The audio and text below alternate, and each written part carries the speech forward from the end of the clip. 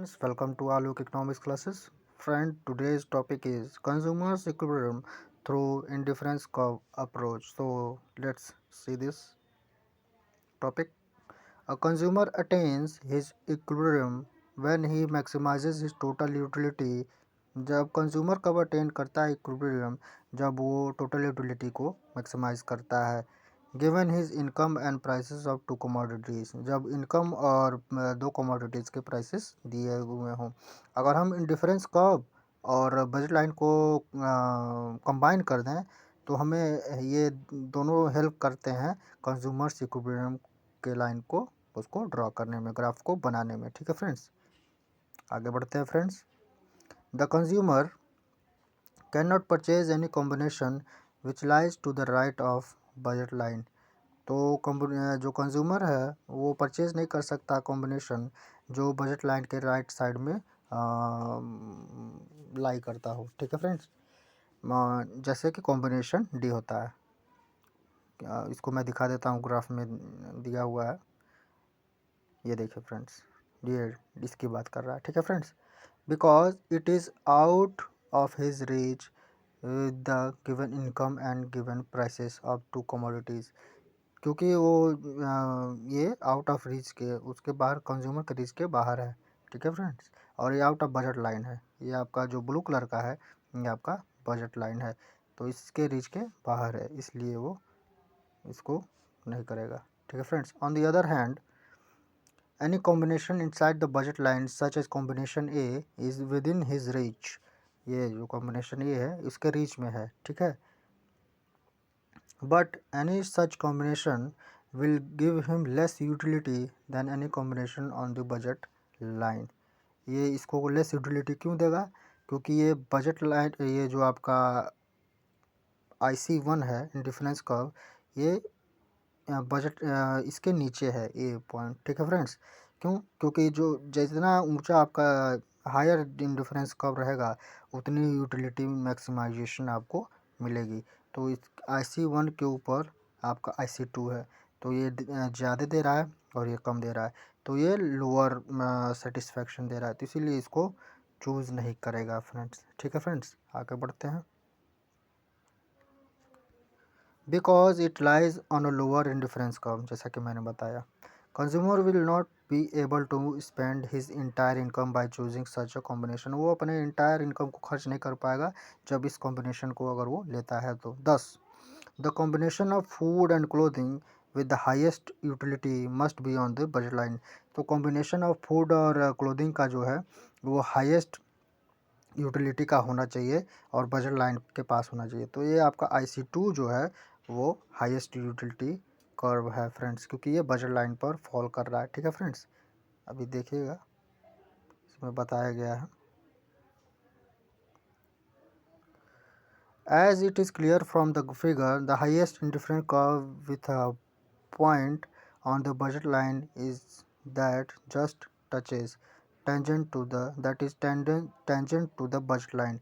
तो जिसको मैंने बताया IC2 आपका टेंजेंट कर रहा है बजट लाइन पे, और ये जो T है आपका ये टेंजेंसी पॉइंट है फ्रेंड्स। ठीक है फ्रेंड्स, आगे बढ़ते हैं। This occurs at point T, जैसा कि मैंने अभी बताया, the tangency point is the highest level of utility और the highest indifference curve that the consumer can achieve. ठीक है friends, subject achieve subject to the budget constraint, ये आपका CONSTRAINT होगा फ्रेंड्स, R नहीं होगा, तो यहाँ पर आप लोग R की जगह T लिख लीजिएगा, यहाँ पर मिस्टेक हो गया, मिसप्रिंट हो गया। It is the combination of OM of clothing and ON of food. OM of clothing, ये देखिए फ्रेंड्स, OM ऑफ क्लोथिंग, ये क्लोथिंग है, यूनिट्स ऑफ क्लोथिंग, और ON ऑफ फूड, यहाँ पर आप यूनिट्स ऑफ फूड लिख लीजिएगा फ्रेंड्स, यूनिट्स ऑफ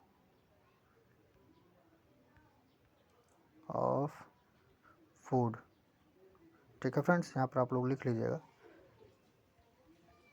यहाँ पर यूनिट्स ऑफ फूड, यहाँ पर यूनिट्स ऑफ क्लोथिंग, ये आपका वाई एक्सिस है, ये आपका एक्स एक्सिस है, ये आपका वर्टिकल है, ये आपका हॉरिजेंटल है। ठीक है फ्रेंड्स, ये आपका कंज्यूमर इक्विलिब्रियम का ग्राफ है फ्रेंड्स। ठीक है फ्रेंड्स, इजी है, कोई ज़्यादा टफ नहीं है। आगे बढ़ते हैं फ्रेंड्स।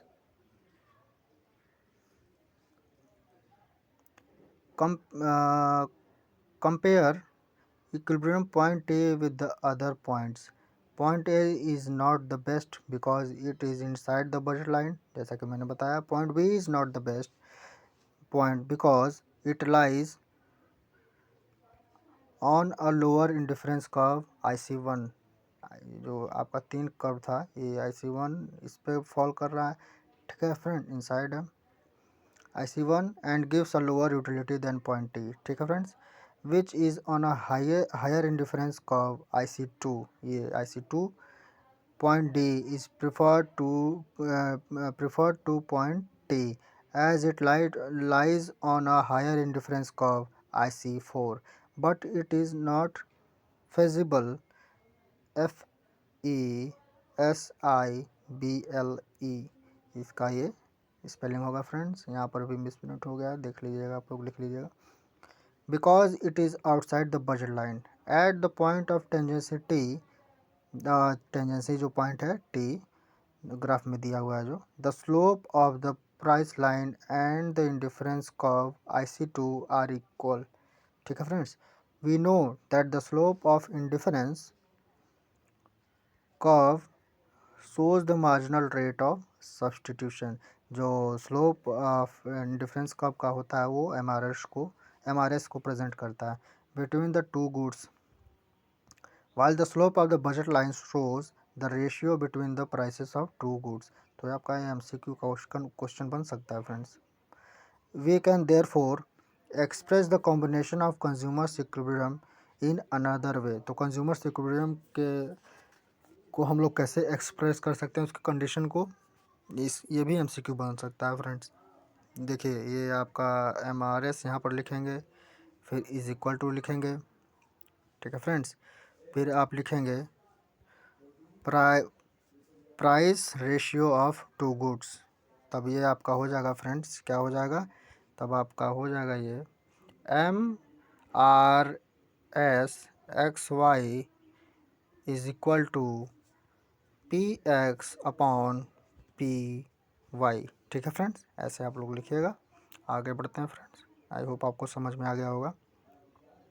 तो फ्रेंड्स आगे बढ़ने अगर आपको ये PDF चाहिए फ्रेंड्स तो आप मुझे टेलीग्राम और व्हाट्सएप ग्रुप पर फॉलो करिए, वहाँ पर आपको इस ये नोट्स आपको मिल जाएंगे इस लेक्चर के. और फ्रेंड्स अगर आपने चैनल को सब्सक्राइब नहीं किया तो चैनल को सब्सक्राइब कर लीजिए फ्रेंड्स. और अगर आपका कोई भी डाउट है और या कोई सजेशंस आप मुझे देना चाहते हैं तो आप लोग मुझे टेलीग्राम या यूट्यूब के कमेंट बॉक्स में कमेंट कर वो मुझे बता सकते हैं, या फिर आप जैसे चाहें वैसे बता सकते हैं, टेलीग्राम या फिर व्हाट्सएप के थ्रू आप मुझे बता सकते हैं, ठीक है फ्रेंड्स. आगे बढ़ते हैं फ्रेंड्स.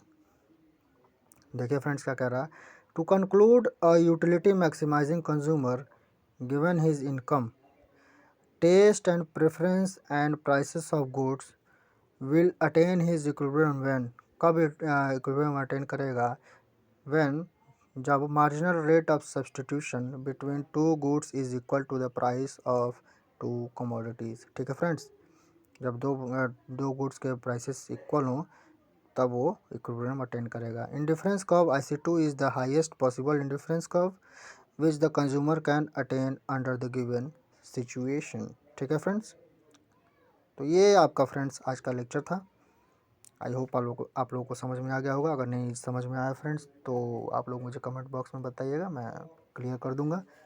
तो फिर मिलते हैं नेक्स्ट वीडियो में friends. Thank you very much.